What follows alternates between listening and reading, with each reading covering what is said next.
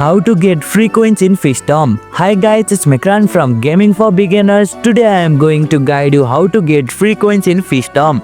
Getting free coins in Fishdom is quite easy. So without any delay, let's start the video. Complete puzzle level. Solve matches 3 puzzles to earn coins as reward for completing levels. The better your performance, the more coin you can earn. Achieve combos and use boosters. Make large matches, 4 or 5 tiles, or use the power-ups during puzzle to gain bonus coins. Participate in daily rewards. Log in every day to collect free coins from daily reward. Open treasure chest. Treasure chest appears during certain level or events. Opening them provides coin and other bonuses.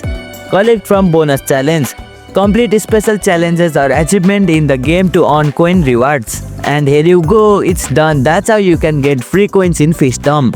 If you liked our video, press the thumbs up and share button. If you have any question, comment down below and don't forget to subscribe the channel for more tutorials.